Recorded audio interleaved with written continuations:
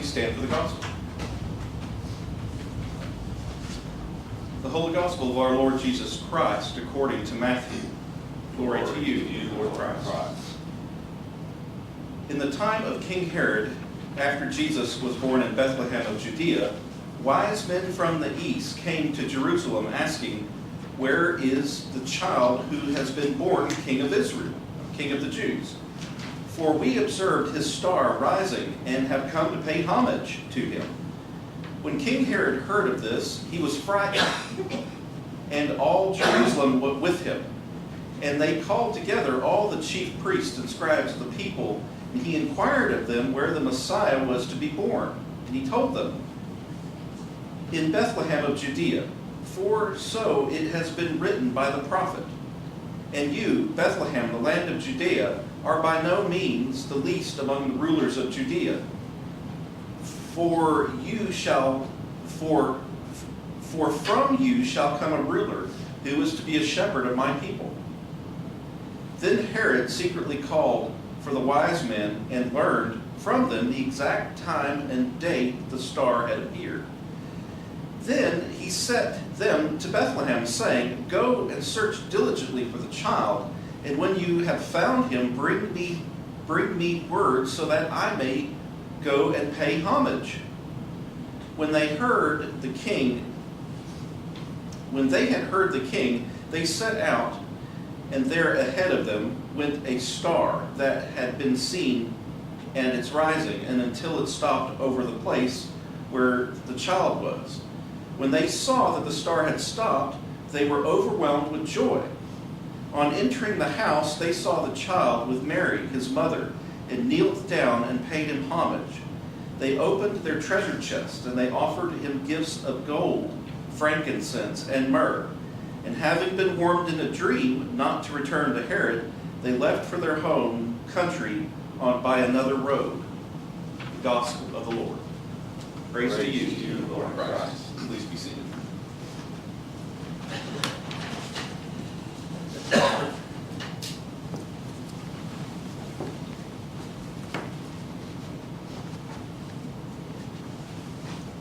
Well, good morning once again. And it actually feels like winter now, doesn't it? I think the last Sunday I was up here sweating.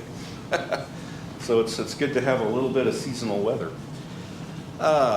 This week I was remembering some things from my childhood, one of which was Gunsmoke. Do y'all remember Gunsmoke with Matt Dillon? And I had remembered, because I was just old enough to grow up and see the last two seasons of Gunsmoke, because it ended in 1975. So I remember watching it as a 4 and 5-year-old and waiting up on Monday nights. Is one of the few nights I got to stay up till 8 o'clock, because that's when it came on, and watch Gunsmoke. And by then, I think it was an hour-long series, so it was a real special treat that I got to stay up till 9, on a school night. But my parents knew how much I loved Gunsmoke. But I went back and rewatched some of the earlier ones and realized that Dennis Weaver was Matt Dillon's, or Jim Arnezz's deputy. And I'd forgotten that, or maybe I never even realized it, because those were the ones that were filmed back in the 50s. And then I also remembered McCloud. Do y'all remember watching McCloud? The sheriff from Taos, New Mexico, gone to New York.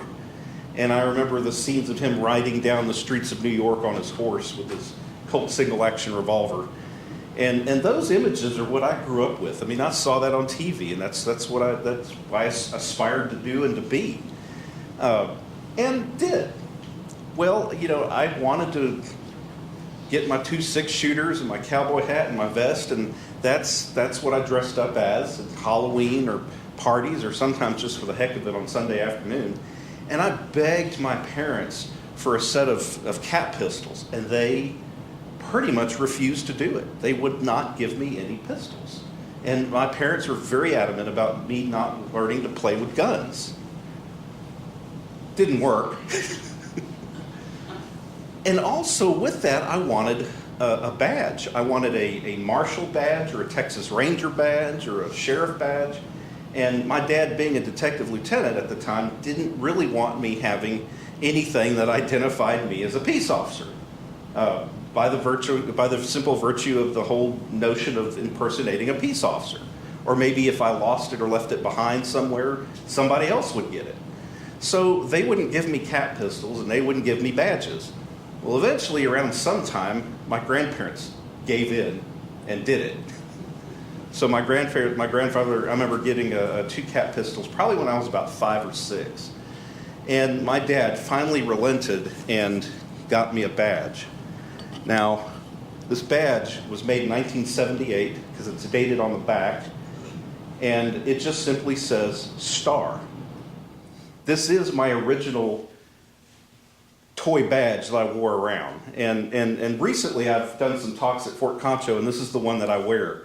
So anytime I dress up as a Texas Ranger or deputy sheriff, I'm tempted to wear my own deputy sheriff badge, but to honor my childhood, I put this one on. And so this badge has meant a lot to me over the years, and obviously it has because I've held on to it for the last 48 years. It's when I put it on, I was wanting to be some type of peace officer. When I wore it, I thought in my little 8-year-old mind that people saw that and they would see it and know and understand that I was somebody that stood for justice and law and order and peace and to protect and to serve, because that's what peace officers do. And so when I had it on, that's what I thought. But I didn't realize until I was an older adult that I wasn't just wearing it, I was following it. And in the gospel reading today, we hear about the star, following the star. There's a bunch of actors in this scene where you have Mary and Joseph, you have King Herod, you have the wise men, and you have the scribes and the priests and all the people surrounding Herod telling him, about this Messiah to come. And so you have a lot of moving parts in this story. But I would also say that one of the co-stars, pun intended, of this story is the star. The star that guided the wise men from the east to Jerusalem. And in following that star, and in this star in my life, I fixed my eyes on it and it shaped what I became. Now, this star that we hear about in this story does the same thing and takes the same place. And when you fix your eyes on it and move towards it, it shapes our path and our life. And this star in the story also guided the wise men. It guided the wise men from something that was familiar. They were from the east, and there's lots of scholarship and studies on maybe where they might have been from, but we know it was from the east, which was a code word back then for strangers. When you say from the east, it was like, well, they're not from around here. And I think in our genre of West Texas, when you say, well, they're not from around here, we know what that means. Well, they weren't from around here; they were from the east, and they were at home. They were comfortable. They were, from what we know, they were people of status.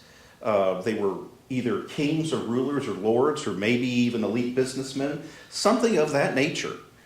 And whatever it was, when they saw this star, they got called out of their comfortable nature, out of their familiar surroundings. And by following this star, they moved from familiar to faith. And in following that star, their world broadened and opened up. Now, God gives us stars to follow. And God will come to you in the place that you're at, in your familiar place. And sometimes God will call you out of that familiar place to do something. And we've all had stars planted in our lives, whether it be a teacher or a friend, maybe a child's toy, but we've all had seeds planted at different times along the way. And the trick is, or not the trick, but the catch is recognizing those stars and following those stars. Because this star had a calling and a purpose, and it called them to something greater and it called them to discover and to open up. And it's a significant thing because that same star that brought hope also brought fear to Herod. And we hear about that story. We hear about that story where Herod more or less is anxious, is worried. Perhaps this new king, this new Messiah, was going to move him out of the way, and maybe people were going to follow him instead of Herod. And we know from history that Herod was King Herod, but he was really just a stand-in for Rome. He didn't become a king in his own right. He wasn't royal or anything. He wasn't a great leader. He was just put there because he bowed to Rome. And so ultimately it's Rome that's scared in this story. Rome is worried that the people will follow this child and not Caesar. And so in a sense, now y'all know I'm a Star Trek fan, but sometimes Star Wars just has a little bit more of a metaphor. So when you see this star of peace and love and the Christ star, how do you know you're on that path and not the path to the Death Star?